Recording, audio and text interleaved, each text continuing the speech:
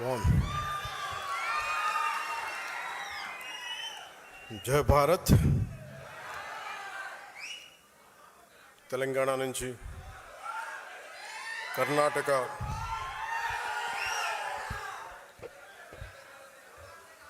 కేరళ, తమిళనాడు,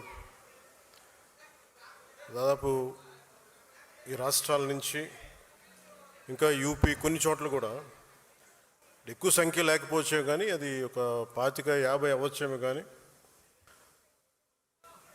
తెలంగాణలో మొదలెట్టిన జనసేన ప్రస్థానం అటు కేరళ, కర్ణాటక, మహారాష్ట్ర, మారుమూల మనకి దూరంగా ఉండే రాష్ట్రాల్లో కూడా కనీసం ఒక 50 మంది మేము జనసేన కోసం పనిచేస్తామని యూపీ లాంటి రాష్ట్రం నుంచి కూడా రావడం నాకు నిజంగా చాలా చాలా ఆనందం కలిగించింది. 150 మందితో ప్రారంభించిన తెలంగాణలో ప్రారంభించిన జనసేన ఈరోజు 21 లక్షల పైచిలకు సభ్యులతోటి, ఉద్యమీ సభ్యత్వంతో ఈరోజు ఇక్కడికి మిమ్మల్ని ఈ సందర్భంలో కలవటం నాకు చాలా చాలా ఆనందంగా. ఇందాక రాగానే అడిగాను ఆరోగ్యం ఎలా ఉందని. ఆరోగ్యం బాగుంది. చెప్పాలి కదా నాకు, అంటే ఆరోగ్యం ఎలా ఉంది ఇవన్నీ అంటే కారణాలు ఏంటి అని అంటుండే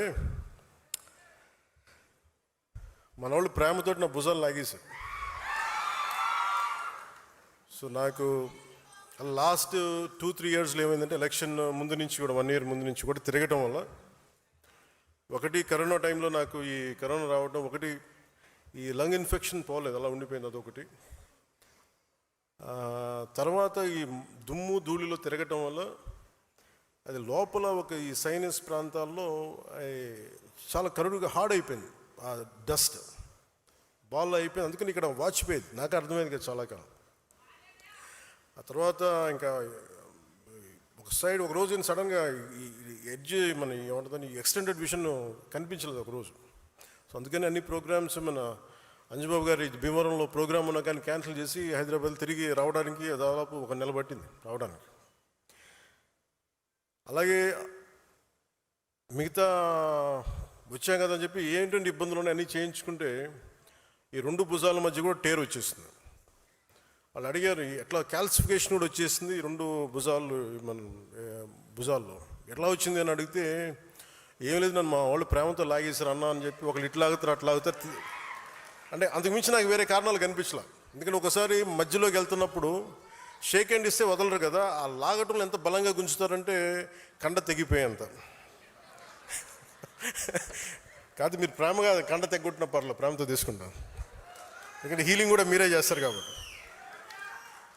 సో ఫర్దర్గా అన్నీ బాగానే ఉన్నాయి. కానీ అలాగే చాలా సందర్భాల్లో కొంచెం వేరంటేరు ఉంటుంది కదా, ఇన్ని జీవితంతో బతికిన తర్వాత ఆ స్పైనల్ ఇష్యూస్ ఉన్నాయి, కంప్రెషన్స్ ఉన్నాయి, ఒక 10-11 కంప్రెషన్స్ ఉన్నాయి, డిస్కంప్రెషన్స్.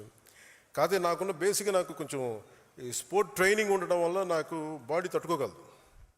అంటే ఎంత బాధ ఉంది, ఎంత పెయిన్ ఉందో నాకే తెలియదు. నా పెయిన్ టాలరెన్స్ చాలా ఎక్కువ. అంటే లోపల తెగిపోయినా కానీ నాకు అర్థం కాదు, ఏదో ఇబ్బందిగా ఉంది ఇలా అనుకుని వెళ్ళిపోతూ ఉంటాను. తర్వాత టోటల్గా 2.5 ఇంచెస్ ఎలా కదులుతున్నావు అంటారు డాక్టర్స్. సో ప్రస్తుతానికి అన్నీ బాగానే ఉన్నాయి. వాళ్ళు make sure with all your blessings I'll be all right. నా కోసం ప్రార్థించిన మీ అందరికీ కూడా పేరు పేరున ప్రతి ఒక్కరికి నా ధన్యవాదాలు. మీరు కాకపోతే ఇంకెవరిని ప్రేమిస్తాను నేను. అలాగే దీని తర్వాత అంటే కొంచెం ఒక 4 అంశాల మీద మాట్లాడుతాను. ఒకటి పార్టీ స్ట్రక్చర్ మీద. ఒక పుష్కర కాలం తర్వాత 12 సంవత్సరాలు తర్వాత పార్టీ స్ట్రక్చర్ ఎలా ఉండాలి, ఇది ఇప్పుడు పెట్టుకుంది కాదు. 2007లో ఇందాక మన తెలంగాణ నుంచి వచ్చిన ఇక్కడ మన భైరబాస సాంబశివుడు మాట్లాడింది 10వ క్లాస్లో చూసి యూత్ వింగ్లో అప్పుడు ఎలా మాట్లాడానో అన్ని స్ఫూర్తి చెంది ఈరోజు మాట్లాడిన సాంబశివుడి మాటల గురించి చెప్తాను. 2008లో అప్పుడే రాజకీయ ప్రస్థానంలో చాలా స్పష్టతతోటి ఎలా నడపాలి యూత్ వింగ్ అని చెప్పి ఒక స్ట్రక్చర్ పెట్టుకున్నాం, ఎలా ముందుకు తీసుకెళ్ళాలి ఆ రోజున. ఆ స్ట్రక్చర్ని ఒక 12 సంవత్సరాల తర్వాత దాన్ని రియలైజ్ చేయగలిగే అవకాశం నాకు వచ్చింది. సో ఇది అన్ని పార్టీలకు ఎంత ఉంటుందో నాకు తెలియదు, కానీ జనసేన, అందుకే నేను 12 సంవత్సరాలు ఎప్పుడు లూజ్గా వదిలేసాను స్ట్రక్చర్. కాంక్రీట్గా ఫిక్స్డ్గా ఎప్పుడు ప్రయత్నం చేయలేదు. ఎందుకంటే ముందు నలగాలి మనుషులు అనుకున్నాను. మన సిద్ధాంతాన్ని నమ్మిన వాళ్ళు మనతో పాటు ప్రయాణం చేద్దాం అనుకుని నమ్మాలి, వీళ్ళ కోసం నేను ఉండాలనుకున్నాను. ఒక 12 సంవత్సరాల తర్వాత అసలు మిమ్మల్ని జీవితకాలం మేము వదలమని చెప్పిన వాళ్ళందరూ పారిపోయారు, వదిలేసి వెళ్ళిపోయారు. ఎవరు నన్ను వదలలేదంటే నా జన సైనికులు, మా వీర మహిళను వదలరు. సో మిమ్మల్ని సెంట్రైజ్ చేసే ఈ స్ట్రక్చర్ ఉంది. ఆ స్ట్రక్చర్ గురించి వివరిస్తాను. మూడవది, మీరు బాధ్యతలు వహించబోతున్నారు కాబట్టి మీకు ఐడియాలజీ 7 సిద్ధాంతాలని కొంచెం భారం అవ్వచ్చా వినడానికి, కొంచెం ఓపికగా ఉంటే భవిష్యత్తులో మీరు దీన్ని ముందుకు తీసుకెళ్ళడానికి అవకాశం ఉంటుంది. దాని మీద ఐడియాలజీ గురించి మాట్లాడతాను. అలాగే వే ఫార్వర్డ్, మిగతా రాష్ట్రాలు ఇంత ప్రేమగా వచ్చారు. కర్ణాటక నుంచి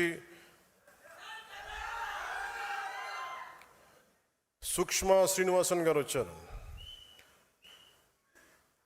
మిగతా రాష్ట్రాల్లో మనం ఎంత చేయగలం, ఏ మేరకు మనం మద్దతు తెలపగలం, ఒక పక్క స్టేట్కి మనం జనసేన నుంచి ఇక్కడ కూర్చొని ఏం చేయగలం, దట్ విల్ హ్యావ్ దానికి ఒక దారి వెతుకుతాం.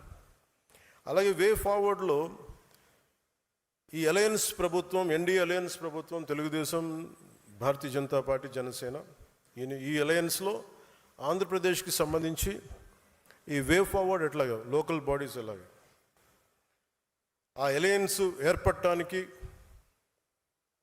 వచ్చిన పరిస్థితులు వివరిస్తూ భవిష్యత్తు ఎలా ఉండాలని చాలా స్పష్టంగా మీకు తెలియజేస్తాను. అలాగే భారతదేశం, మొన్న మోదీ గారు మెసేజ్ చూశారు అందరూ, దాన్ని జనసేన తరపు నుంచి మనం ఎలా ముందుకు తీసుకెళ్ళాలి, ఈ 2 మీకు తెలియజేస్తాను. ఈరోజు ఇన్ని వేల మంది జనసేన సాధకులతోటి సమావేశం కావడానికి ప్రధాన కారణం, జనసేన పార్టీని క్షేత్రస్థాయిలో ఇది నా పార్టీ అన్న భావంతో భుజాన మోస్తుంది మీరే. పార్టీ భావజాలాన్ని ప్రజల్లోకి తీసుకెళ్లి పార్టీ బలోపేతానికి కీలక పాత్ర పోషిస్తున్నది కూడా జనసేన సాధకులు, ఉద్యమీలు.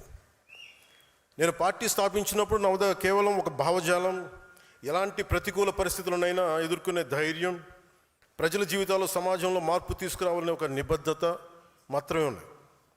ఆ సమయంలో నీ వెంట మేము ఉన్నామని నిలబడ్డ 150 మంది సన్నిహితులు కావచ్చు, నా జన సైనికులు కావచ్చు, నా ప్రాణం కావచ్చు, వాళ్ళే నిలబడ్డారు. ఈరోజు జనసేన వెంట ఐడియాలజీ, కరేజ్, కమిట్మెంట్ కలిగిన దాదాపు 20,000 మంది సాధకుల సమూహం నిలబడే ఉంది.